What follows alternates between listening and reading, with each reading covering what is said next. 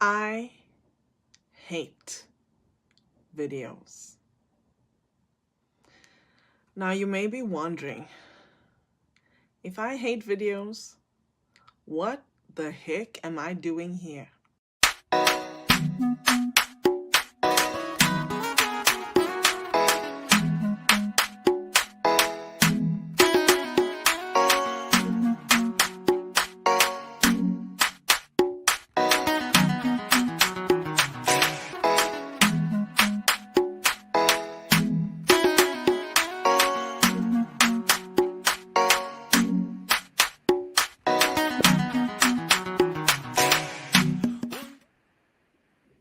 Happy Friday, everyone. Oh my gosh, it's Friday and I get to spend some time with all of you. That's my favorite thing to do. If you and I have not met yet, my name is Inge van Roy and I'm recognized as a connection catalyst. I help entrepreneurs and businesses build a strategy so that they can stand out and connect with their ideal community. If you know anything about me, you will know that I am driven by the principle of Ubuntu. Some of you may be wondering what it is because it's not a very well known phrase in the Western world.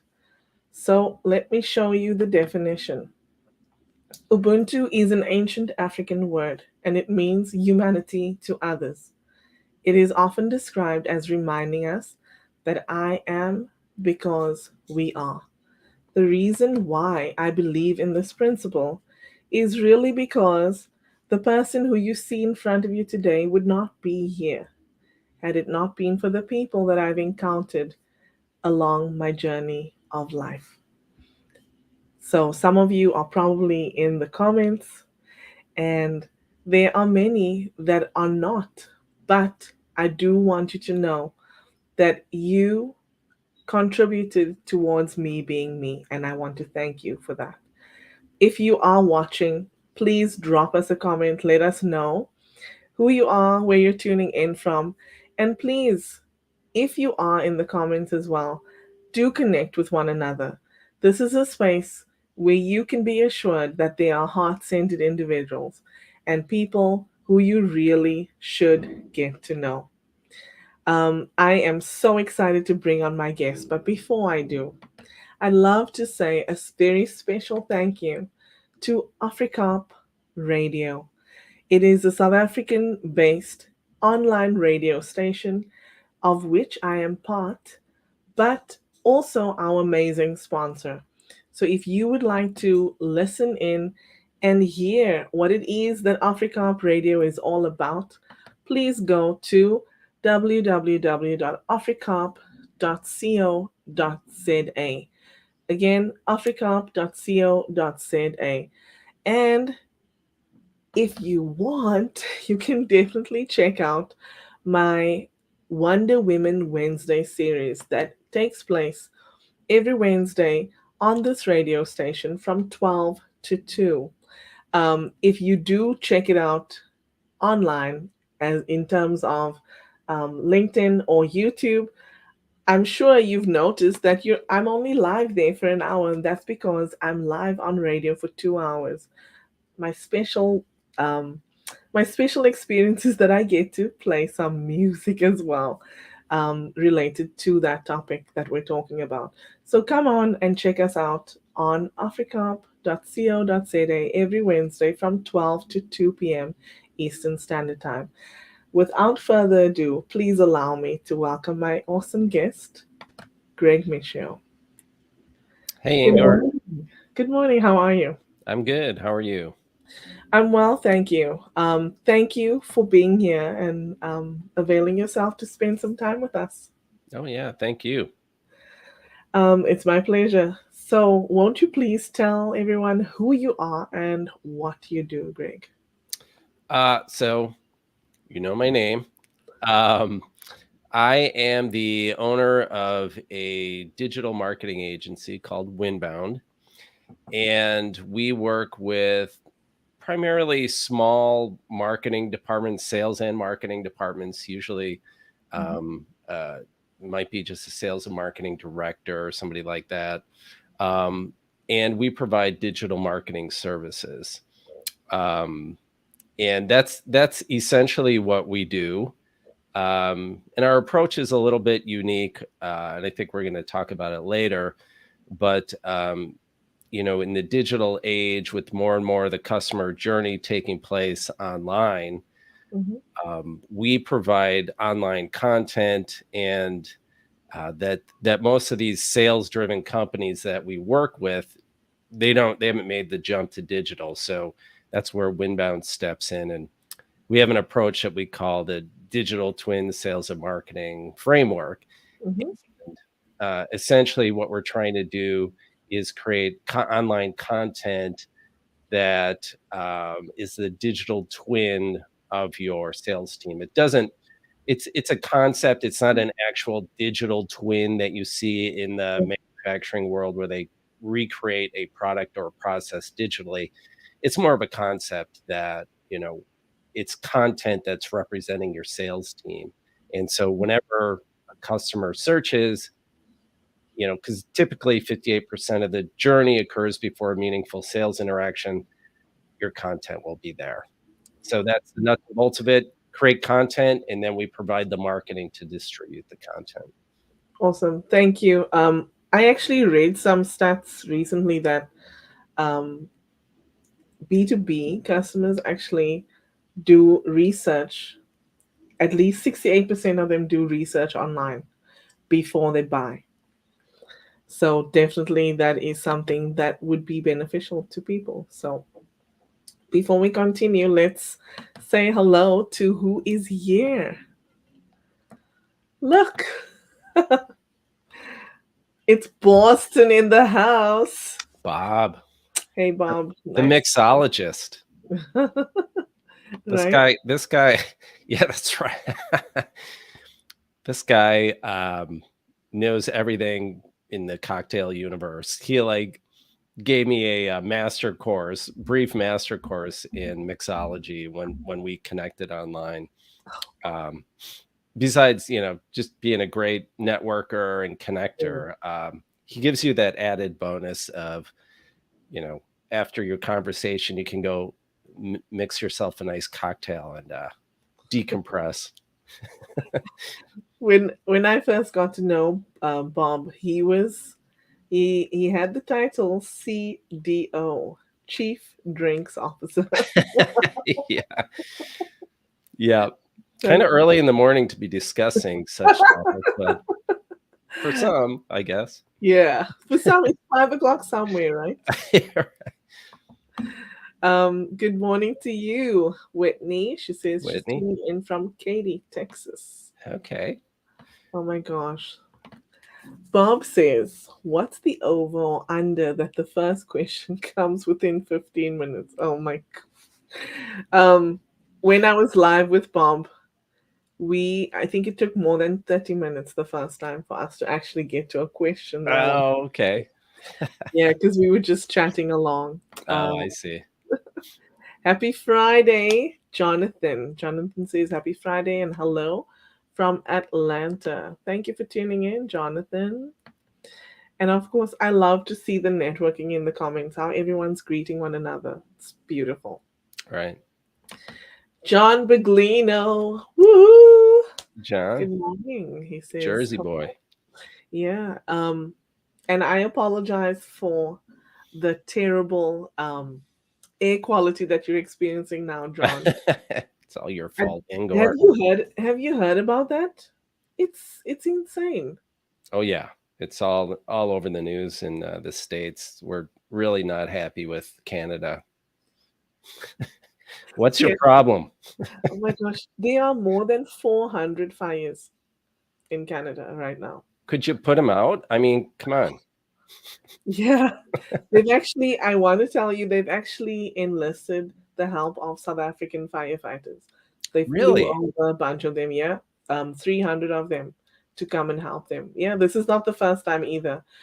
They are very equipped to do that because they have them in South Africa as well. That's interesting. Wow. Yeah, yeah, very. Um, Hello. Karen Rivera says, greetings from the piney woods of East Texas. Hey, Are Karen. you are you with Karen, are you in your vehicle? Karen has a camper that she's decked out. It's beautiful. And in fact her YouTube name is Alice in Wonderland with an A.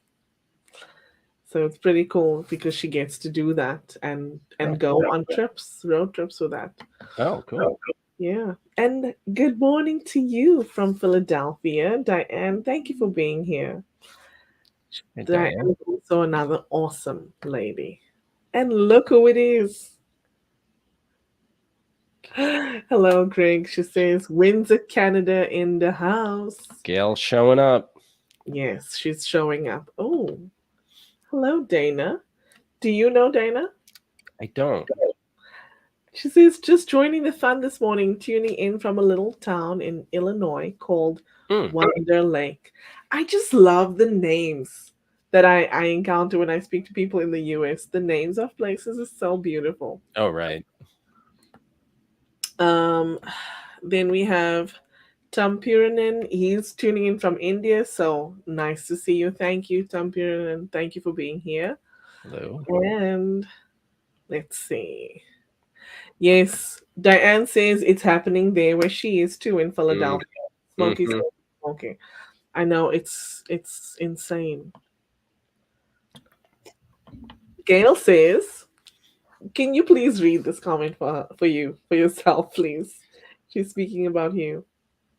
I always learn so much from Greg and his posts. He has amazing insights and deep knowledge of marketing and manufacturing. Hashtag digital twin. Thank you, Gail. That's Yes, very kind of you. I appreciate that. awesome. Karen says, "Not yet. But she's shipping out on the 22nd. Awesome, Karen. I can't wait to follow along your adventures." Laura Orlando. She says, good morning and happy Friday from Dallas, Texas. Thank you for being here, Laura. And Dana says it's her first time viewing. She found me through the wonderful Megan Ziemba. Oh Megan's my in. gosh. Yeah, What Megan's awesome. And she is. Laura Marlando, that's the stress commando. Yes. We need your help, everybody. Laura, please Right? help us. And Laura is amazing as well. Okay. Thank you for being here, everyone. Let's jump in. Um, Anger, before we jump, can I just say one thing? yes. Um, there's a lot of folks on here that we've connected with on LinkedIn.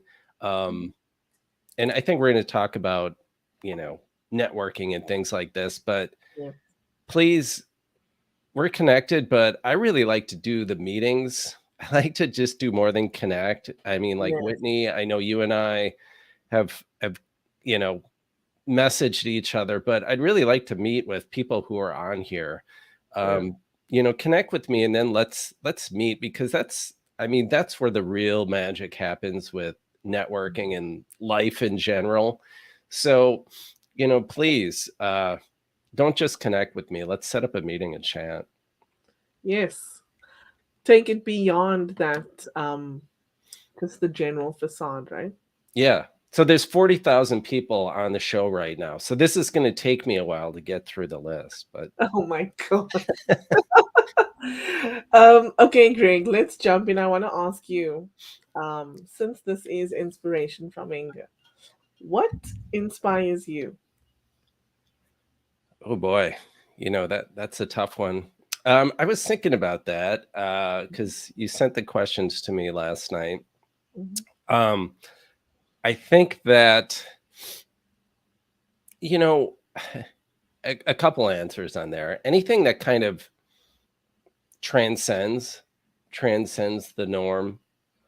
Um, Something new that maybe I've never heard about before.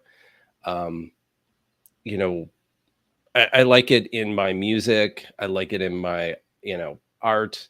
in general, but anything that kind of takes something to a new level. Mm. And I think in today's day and age, with Chat GPT and AI and everything, and the ability to just rehash what's already out there in an instant, that's going to become more and more important. Yeah. And that's the beauty of life, right? Is that you can create something new and something that's all your own. Um, but I also just love anybody who is just really skilled at what they do and inspires you when you're done. I mean, I'm a big reader. Watch a lot of I love to watch movies. When I see a show like Succession or something like that, or I read a great book, um, and just by an incredible writer, just something that just kind of takes you away from your world and takes you to a higher level, and that really inspires me, makes me want to do that kind of work. And deeper thinking, right? I'm sorry.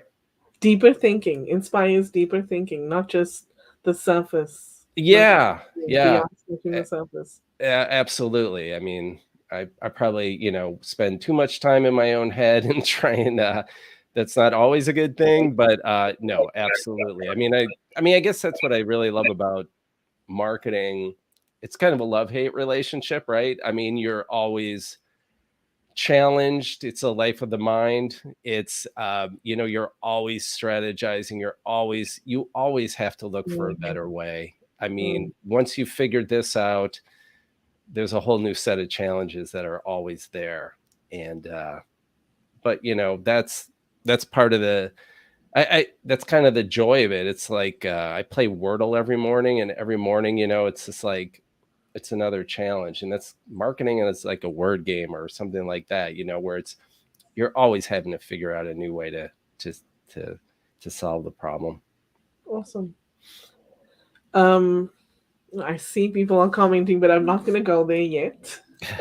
And I wouldn't be surprised if Bob was saying something about how quickly we jumped into the first question. But growing up, who was your role model, and why? I'm fortunate. I've come from loving parents, and of course, just seeing their work ethic. They're both educators, so the passion that they brought to teaching, um, and just their job and their commitment to the kids, and that was inspirational. That was kind of foundational for me. Yeah. And then of course, I I was a kid. I loved sports, so I had my heroes in the sports world too. And then I was reading comic books when I was a kid. I was reading Marvel before Marvel was all on TV, in these movies.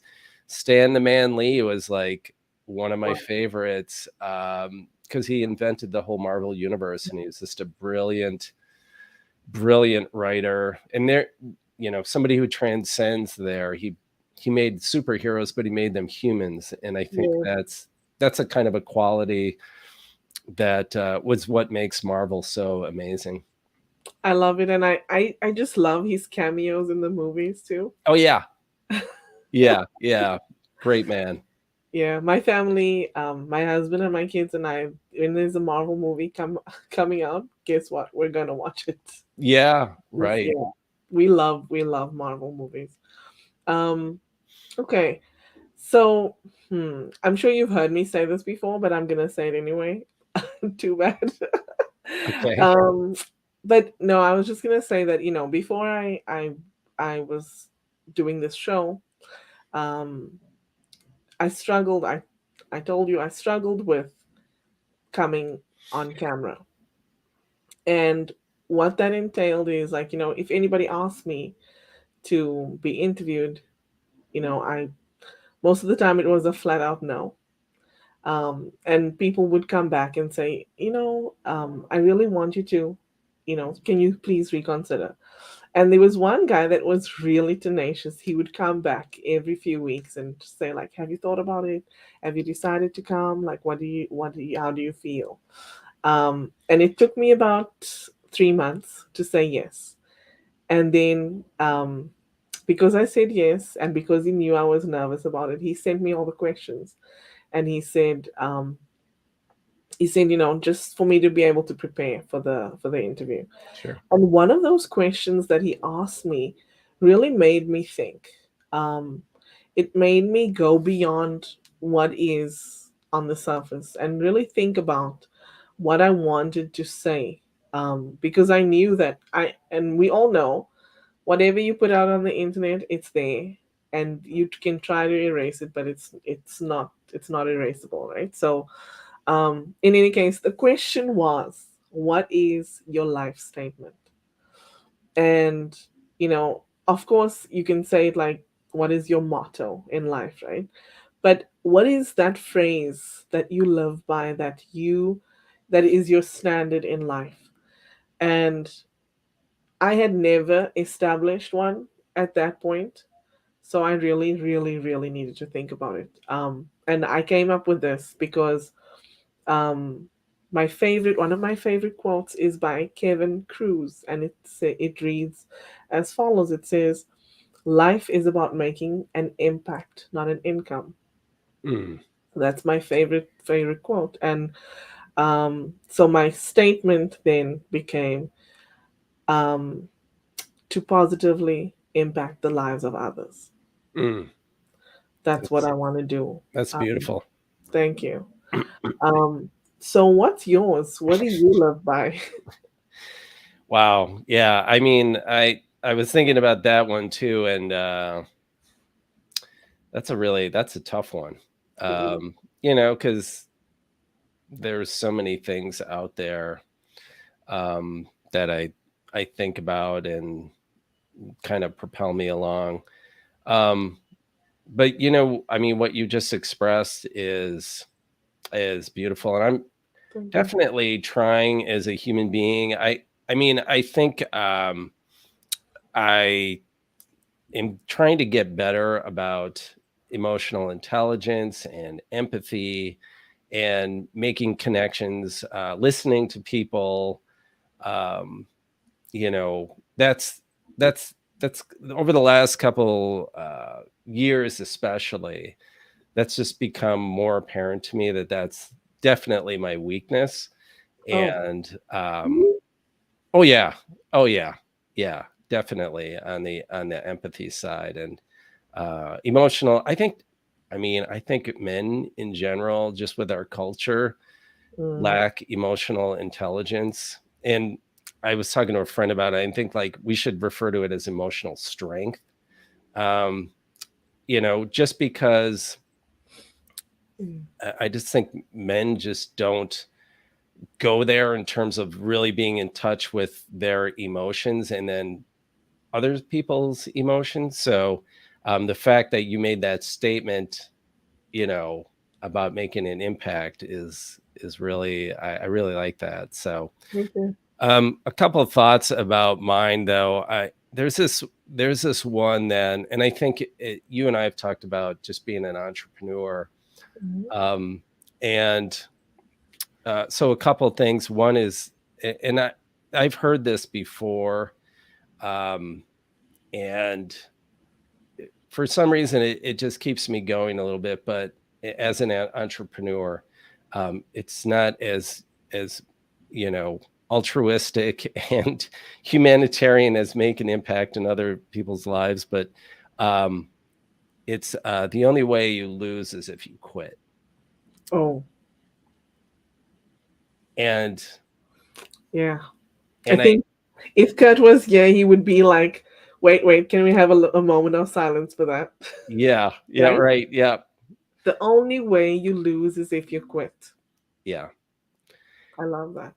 Because I think anytime, I mean, I don't care how good your place is in life, I don't care how good your business is doing, there's challenges. And, everybody wakes up in the morning. I mean, even when things are going great, you're always got those seeds of doubts in your head, and um, you're looking at the grass is greener on the other side. If could I try something else? But man, I mean, if you just stay in there and you keep trying and you change and you adapt and you figure out a different way, you're not going to lose. Right. So that was always that. I think that's just a big one, at least right at the moment, is pretty central to what I'm doing. I think resilience and tenacity is something that we all need, and it's something that if you look at the people that came before us, they really needed to have that in order to get through life and progress, right? Yeah. um, if you look up Thomas Alva Edison and find out how many times he failed at creating a light bulb, that's insane. But you know what he did was he just never gave up. He never gave up. He looked at it, I probably as, when he failed, it was really about how not to do it next time. Right. Right. Yeah, I was just talking, that's a great point. I mean, I was just talking to um someone who's in business, and they were talking to me about content marketing, and they're like, this isn't working, and do we even just keep doing this? And I said, well, look at how much you know now and how you're going to adapt to take it to the next level. And you've learned so much, and that's valuable. You're just, and so why stop now? You've got all Mm. this knowledge. Yeah, absolutely. Okay, I want to go back to the comments quickly and then we can move on to the networking part, right? Uh, Whitney says, yes, we should chat, Greg. All right. And Laura says, agreed, Greg, the magic of connection is the conversation, Yes. right? Yeah, right. So I on you know point. you know what I how when you book up an appointment, Ingor, Mhm. how long do you book the appointment for? Mine is usually 30 minutes. Okay. And I do that too, or I do an hour. And I noticed an interesting thing that was happening when I would book appointments with people for the first time. In the first 30 minutes, we would get through the what do you do? What do I do? Is there a connection? Yeah. And then in the second 30 minutes, we would start digging a little deeper and getting to know each other a little bit better. And I always felt like the real connection took place in the second 30 minutes. Yeah. I've noticed the trend with it, where it's like, wow, it seems like that's where the real connections occur, and you really see a way you could potentially make an impact and or help somebody. Yeah.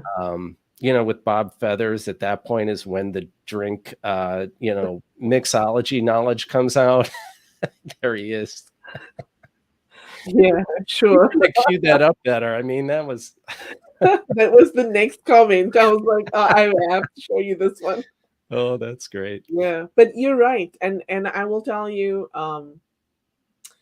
within the first 5 minutes, I know if I have a connection with someone or not. Really? Yes, and it's because I'm extremely empathetic.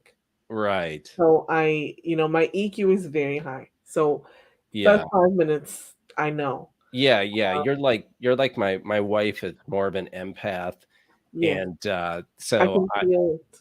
yeah, I'm not. I'm like, it's gonna. I need the full hour.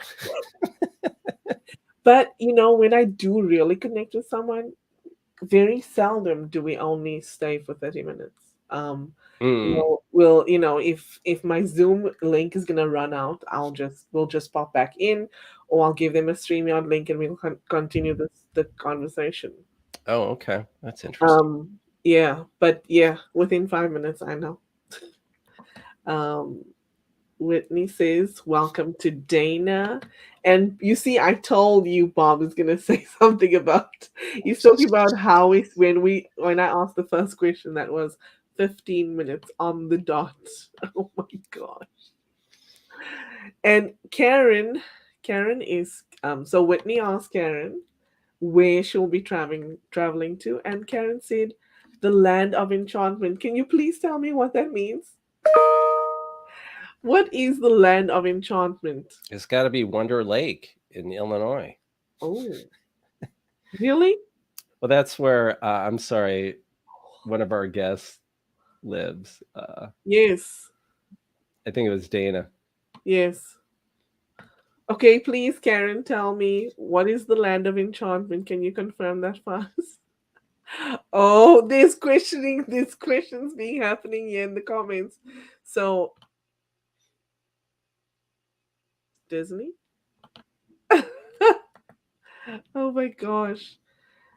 And Bob says it's New Oh, Mexico. He just Googled it. okay. So, oh my gosh. Anyway, okay. I'm jealous. I'd love to go to. That's on my list, New Mexico. New Mexico. It's beautiful. Dana says her younger cousin is a teacher and she inspires her so much. And I need to say this. It must have been very. What was it like growing up with both parents being teachers? So my father taught at the college level. He's got a really interesting background. When he was, I actually wrote a blog post about this. I'm going to publish this soon. Um, he was actually, when he was a kid in New Jersey, um, he went to a camp for kids with disabilities, and he really found it magical. It was like the first camp, one of the first camps that they ever had for people with disabilities. You know, that wasn't a thing back then. Kids with, you know, Yeah, back in the handicapped, they call them, or mentally retarded, they were kept apart from society, and they brought all these kids together. And on the last day, and he didn't know, he was a kid, he was like 16 years old, and some guy asked him to come work there. And he said on the last day, all the kids were leaving and they all started crying when it was time to go. And he realized it was because the first time they had actually been out of their homes and been with other kids. And they tried to treat the kids like they were just, you know, they didn't try and tweak the camp. They just tried to make it a normal summer camp experience. So yeah, he took that approach, and then he said, I want to do this. And at that time, learning disabilities was coming into just starting, people were just starting to study it. And he got in with one of the innovators in the field, James, not James Kirk, the guy's name was Kirk. I'm blanking on his full name right now, but and he taught with him. He went to school at University of Illinois, studied under him, eventually went into the field of learning disabilities, and kind of integrated that hands-on approach and learning from the kids as you tweak your approach. And so he taught at University of Wisconsin Whitewater on the academic level, taught grad school, and taught other teachers what he had learned. So, you know, that was really cool to just kind of, you know, see mm, him and be a part of what he was doing there. And then my mother actually was a substitute teacher for a while when we were kids. So she would actually come in and sub at our school, which was actually, you know, thought it was kind of cool because all the kids loved her, yeah. and she was really popular at our school. And then um, she went on to really focus on like reading methodology, and I'm butchering the actually what the reading methods and things like that. And she taught she was academic staff at the same university, and then taught a lot of young teachers about reading. And Wow. um, so just being around that, just, you know, kind of environment was really cool. And they're, I'm a big reader because of them, but it was inspiring. Yeah. My dad taught at a college level, and then he went on to become a principal. But Cool. he's an electrical engineer by trade, Wow. um, and honestly, a mathematician. Sure. So for me, growing up, when I was doing something in terms of math, like my homework, and I'd be sitting. I used to do it at the dining room table. My dad was always around because he was at a college, so he would, we would go to his work after school, and then he would bring us home, and we'd all be home together. Oh, cool. And honestly, he would take my calculator away from me. Ah, But because of him, my mathematical brain was developed, right? um, and that is so cool, that I was able to just get a little bit of what he had. oh So yeah, yeah. yeah. Okay. So Karen says she's going to Carlsbad Caverns and White Sands to go sand surfing. Oh my gosh, that's so cool. That is so cool. Um, Look who it is, but I think she's probably gone already. She says she's just dropping in quick to say hi. I will need to catch the recording. I have an interview in 10 minutes. Wishing you all love and happiness, and I hope you have a great weekend. Glad you're tuning in, Dana Kramer. Thank you, Whitney. Excited to see you and Katie in person soon. Oh my gosh, hashtag jealous. Me. Um, yeah. Whitney's traveling to their neck of the woods, and they're going to see each other because Katie and Megan are actually very close. They're in Wisconsin, both of them. But yeah, nice to see you, Megan. Thank you for being here. The maven of manufacturing. Yes. Oh, and I have somebody The tuning in maven. from South Africa. Good day from Wow. South Africa. Hi, Inga and Greg. A little late, but I'm here. Thank you for being here, Jordan. Cool, Jordan. Um, Yeah, you and I have spoken about South Africa as well. Right. Okay, Whitney says our culture doesn't value teaching boys about emotions and how to express them in positive ways. Unfortunately, that is true. Yeah.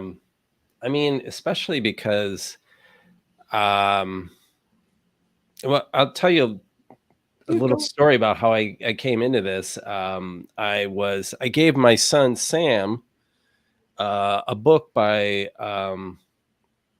Gary Vaynerchuk. I think I'm pronouncing that Maybe, correctly. maybe check you.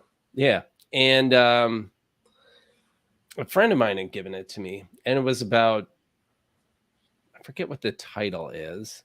Um,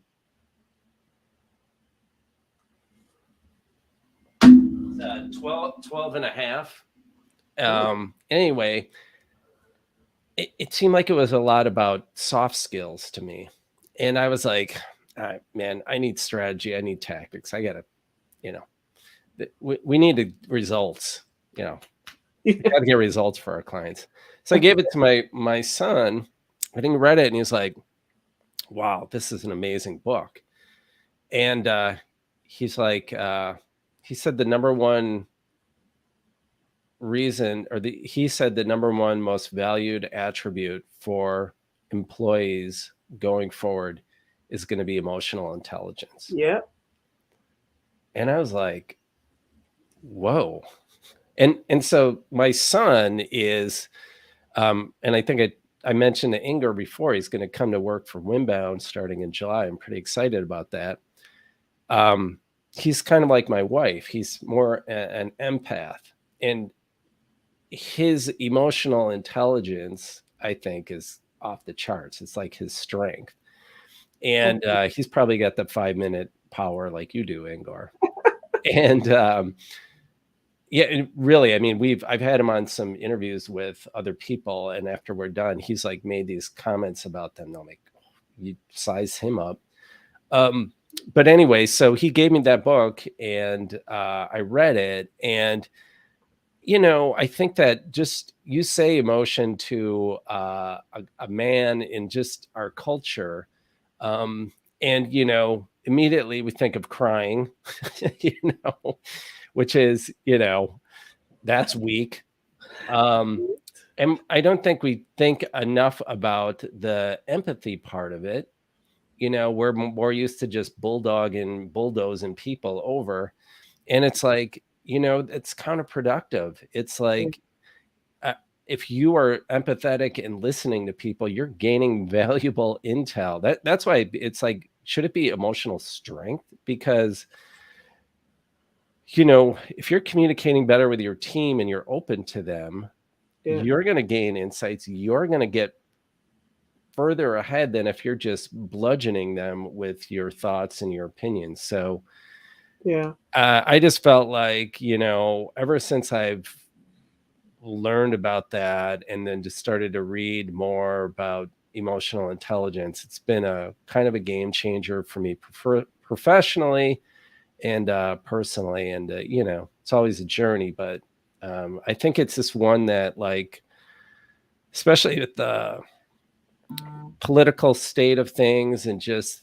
the way everybody is, why so divided. I mean, there's just like absolutely not enough empathy, especially in that realm. yeah, That's a whole nother. yeah. A whole nother topic, right? Yeah. But it's so true. Like I don't know, and I think a lot of people fail to share how they feel about something because they think it's weak. Yeah. Um, but no, not on this show. We laugh, we cry, we do everything here. I really, literally have cried on my show. I'm not even joking. Oh, well, that's Yeah, beautiful. That's a good thing. yeah. And the thing is, I will say that for me, that wasn't something that I just voluntarily do or did. I used to actually feel like, oh my gosh, I feel like I want to cry. Let me go to the bathroom. Oh, But but the thing is, like, when you're live, you really can't leave, right? So yeah, you just have to embrace it. yeah, That's just right. how it is. And I love the beautiful thing about EQ now is that I see that, you know, um, years ago people didn't value it. They did see it as a weakness, but now people are really starting to put a lot of value on EQ, the emotional quotient, like we call it. So it's good. Can I can I also say, from the strategy tactics standpoint, especially in the sales process. So we were talking about the Yes. digital twin thing concept, and you want to bring that online with your content, your sales approach. Um, there's a great book called Neuroselling, and his approach.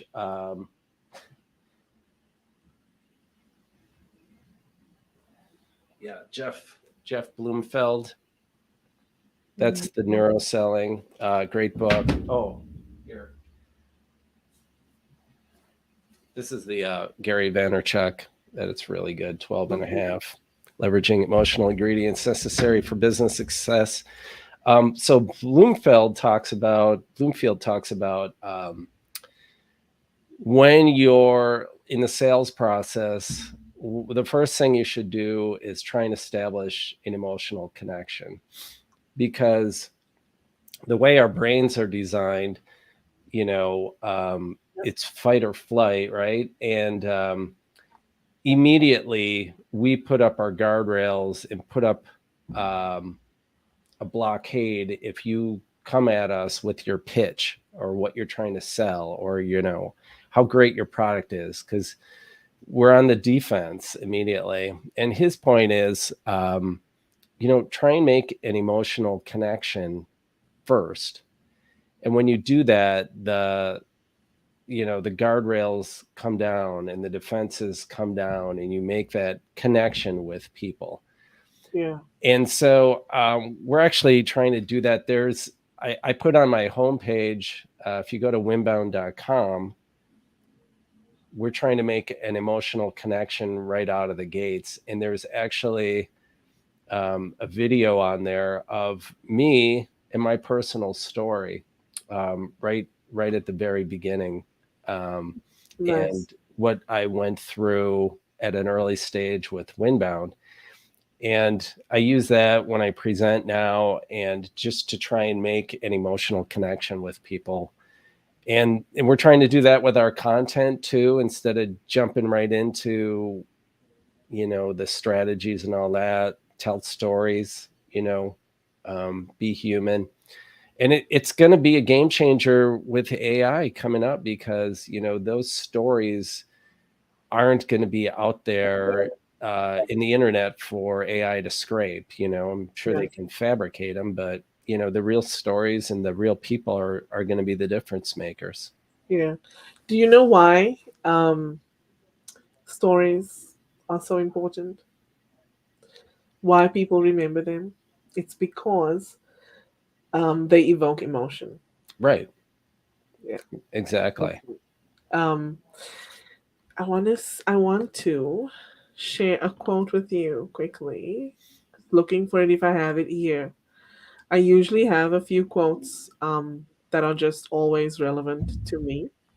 Here, this is by Maya Angelou, and she said, "I've learned that people will forget what you said, people will forget what you did, but people will never forget how you made them feel." It's so true. Yeah.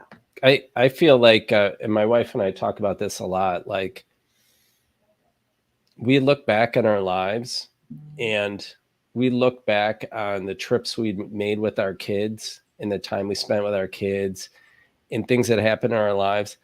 But I couldn't tell you at that point how much was in our bank account. I couldn't tell you how many cars we had or what clothes we had, but I can tell you all those experiences, and those are what we carry with us. And I think what Maya Angelou said there is this spot on. Yeah. Oh my gosh. Whitney agrees with us. She says, "I love that Maya Angelou quote. One of my absolute faves." Um, I want to go into. Sorry, I'm laughing. You see, Bob always has this knack make me laugh. Yeah. Um, but let's get to his. I want to scroll up and see what was the last. Oh, Dana was commenting on what you said about EQ, and she said, "But to be able to recognize that part is a good step." Yeah, hats off to you, honestly, Greg. I think a lot of men don't acknowledge it. They don't. They um, and some actually are very dismissive about EQ. I'm Um, gonna probably get my ass kicked for saying all this online. But you what? know what? People men will fear me, because there's nothing that invokes fear as much as drinking out of a straw. People see me drinking out of a straw, and they're like, "What a tough guy! Look at him." Bob loved what you said. The only way you lose is if you quit.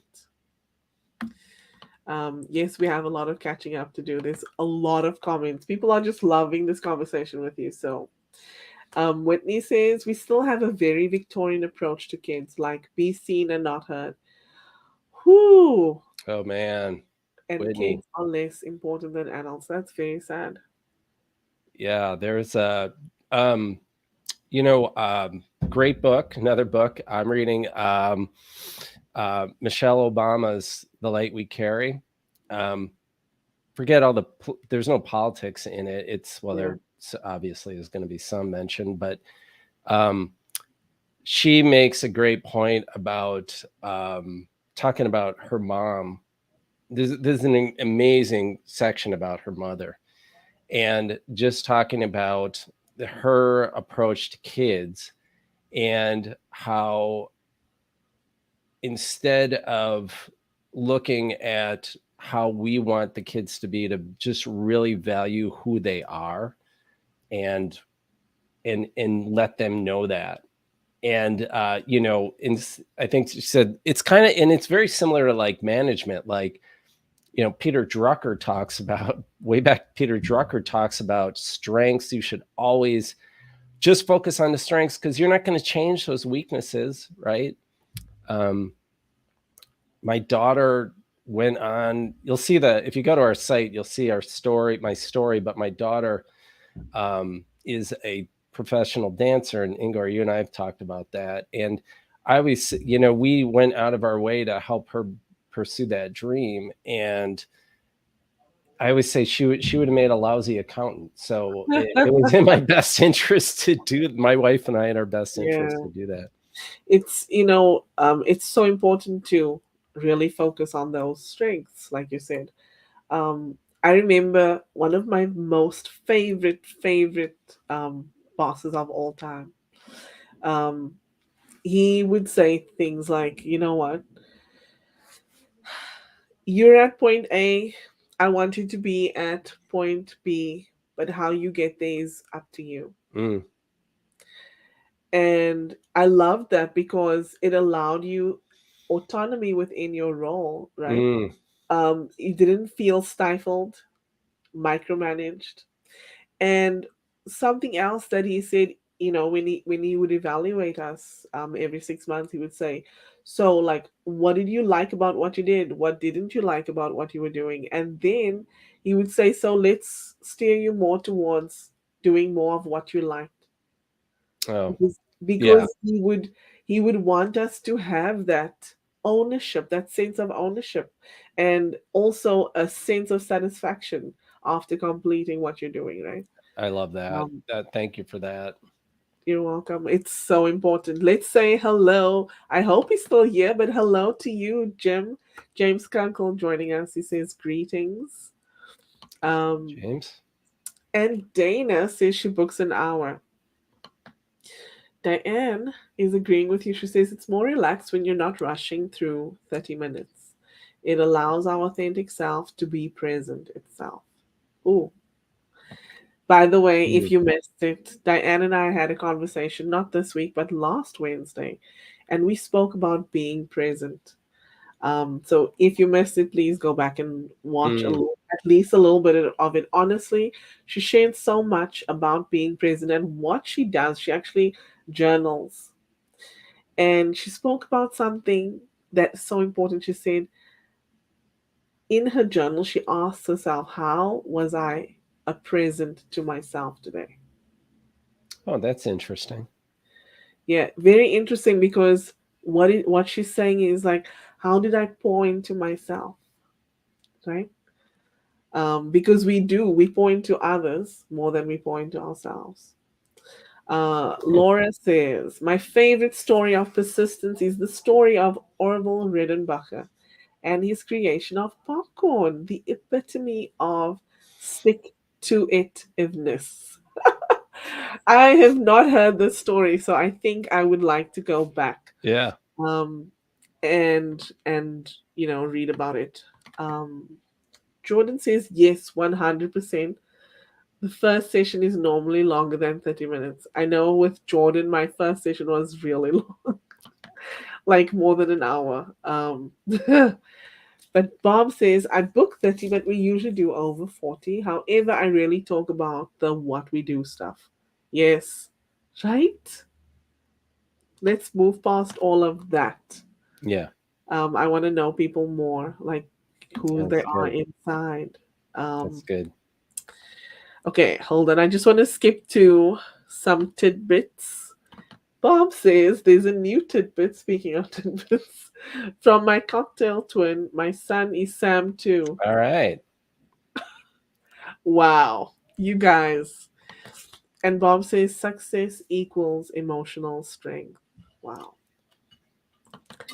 I have to say, I have to show this comment. He says, I got misty on your show when I talked about my parents' anger. Yes, I Yeah. know. Yep. It's emotional. It definitely is. There's a lot of comments, guys. I want to be cognizant of Greg's time.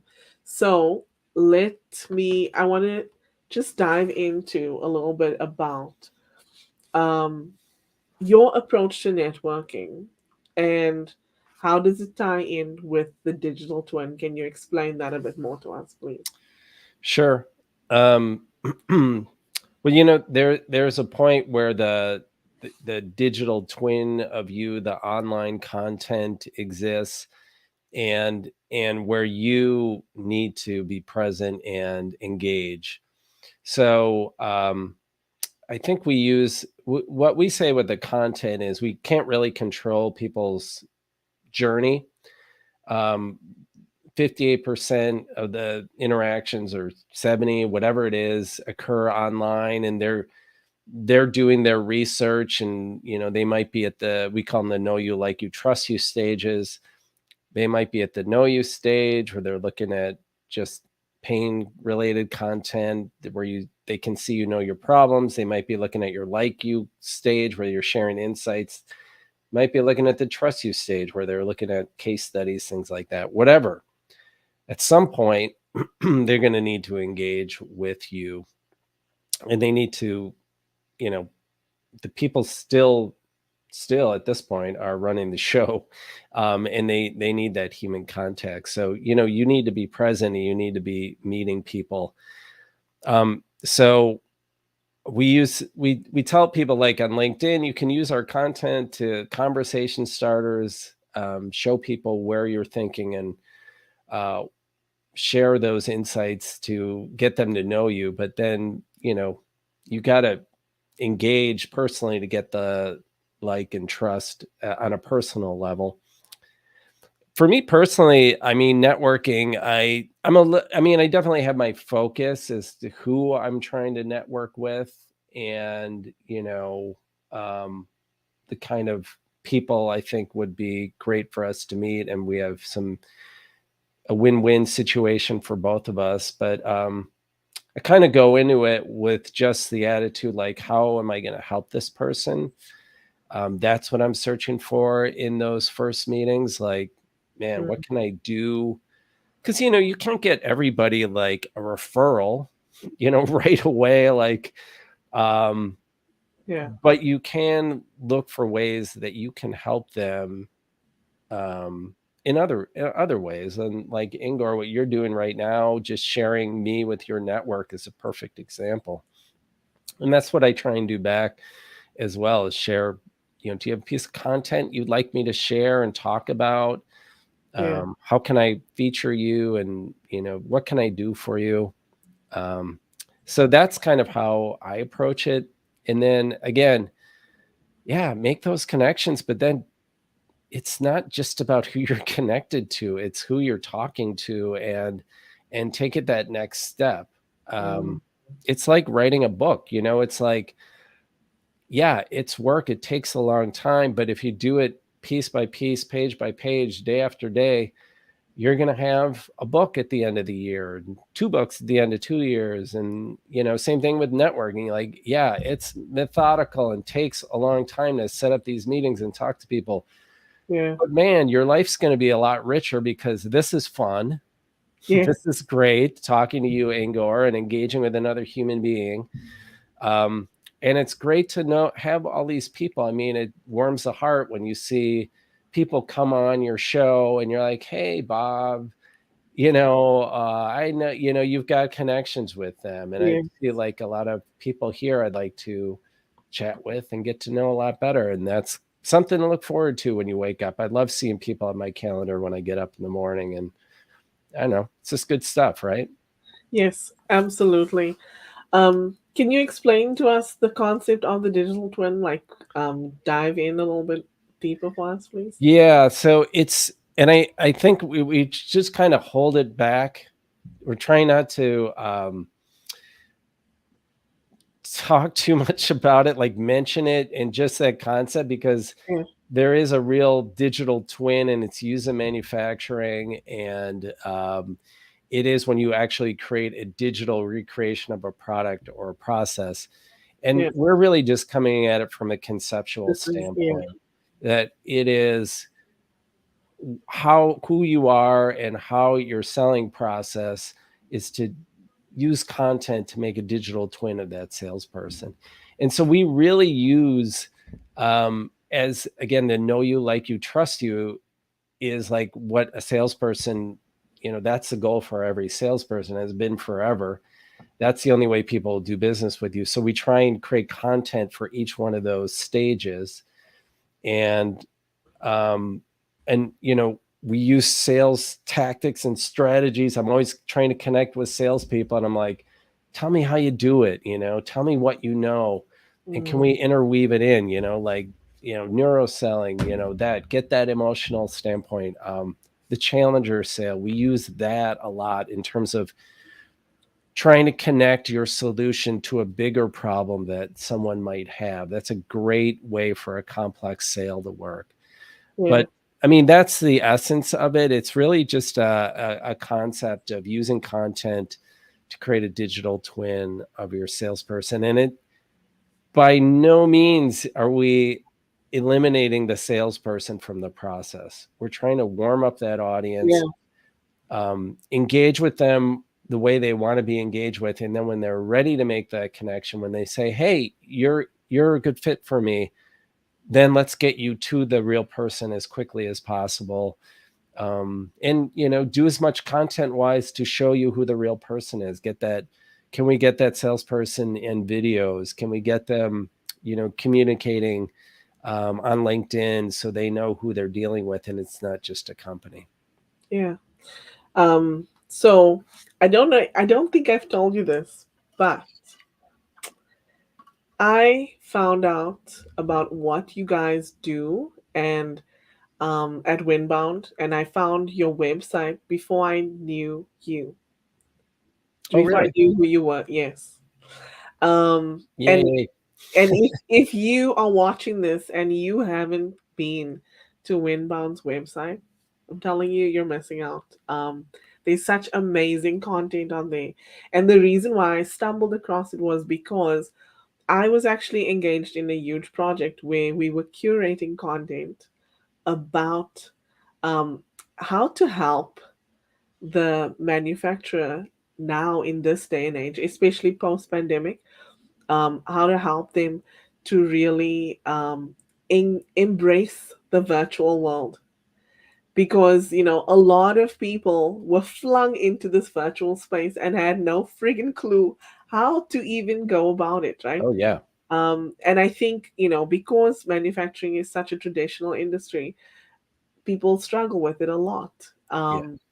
Embracing that online world, right? And that's why I actually came across. And when I showed our mutual friend, like, oh, this is what I came across. She's like, oh, I know this guy.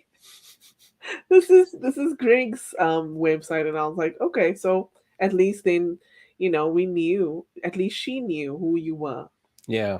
Oh, which great. is so important. But yeah, if you have not been to the Windbound website, I encourage you to go and check out the content on that website. I'm going to scroll it across your screen right now so you can see this is the website that you can go and visit and learn more about what they do at Windbound, more about the digital twin, and more about Greg Mischio. Um, I if think you you're haven't uncovered enough already today. Thank you. Yeah, I appreciate that, Ingor. I think some of the content you're talking about too is on the blog in particular. Yes, That's where the you're going to want blog. to see some of our articles. I appreciate Oh that. my gosh, I was like gushing over all of that. It was amazingly written content. Thank you. Oh, thanks. You're welcome. Okay, Greg, what are your final thoughts for everyone that's still listening and watching? Can you share like just your final thoughts on networking so that they know what you do and how your approach and what you feel it should be the way forward? Wow. I just I think that you know we're such a technology driven world. There's so much about automation out there. And I still just think that the human connection is, it can be a differentiator, and it's going to be more and more. So Yeah, how do you use technology to be more human? How do you how do you become an original? How do you share insights? How do you share pain? How do you lean into emotional intelligence? Um, you know, how do you use how do you put humans before technology and use Oh, technology as a tool, yes. um, and not the other way around? I mean, I would say that to me is the bigger win that's going to come out of all this. I think so. I think a lot of people are intimidated by AI, but we need to look at it not as something that's going to eliminate our functionality, or our role that we play, but more something that will enhance it. It's a tool to help us move forward and grow forward, right? Yeah, and I would just say just that stay informed about AI and applaud politicians and technology leaders who are thinking about this from a macro standpoint, because there is a lot of negative impact that can come from this, and we have to be really careful about this, because it is there's a lot about this technology that we don't know, and yet we've invented it, and that's a little unsettling. So Yeah. just keep yourself balanced in terms of what you learn, and it's painful on the dark side, believe me. I've looked over there and it's really scary, but applaud the politicians and the people who are talking about it in a big picture in terms of how can this help people and make sure it doesn't harm. Yeah. Um, Karen says, preach, Greg. When do I stop? I mean, Oh my gosh.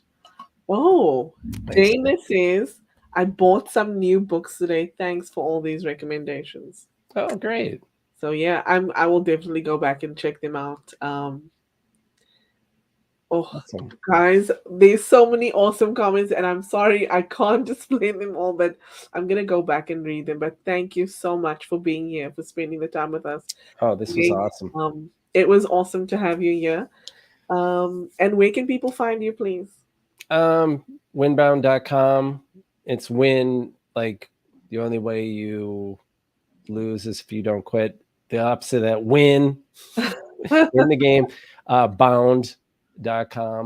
And then I'm on LinkedIn, just search for me there. But I also want to say, Ingor, like kudos to you for just doing, forging ahead for yourself and putting on this show and structuring the way it is, where you're just like really focusing on the people.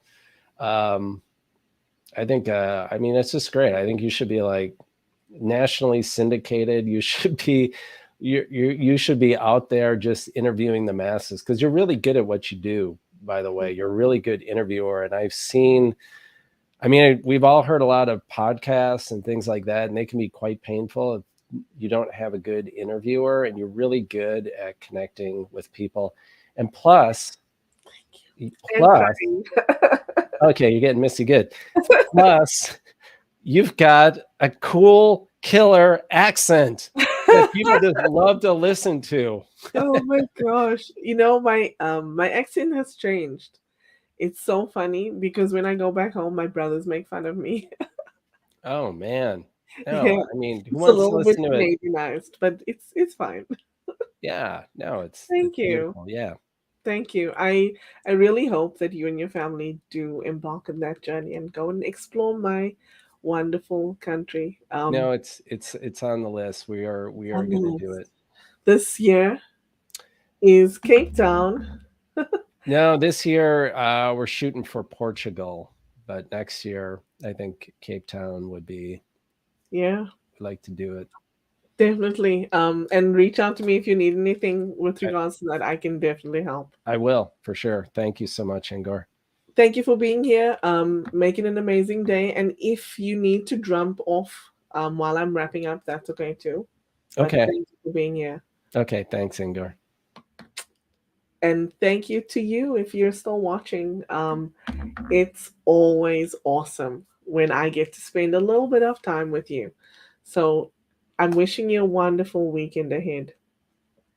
Take care, be blessed, and I'll see you next week for another awesome episode of Inspiration from Inga. Bye for now. See you soon.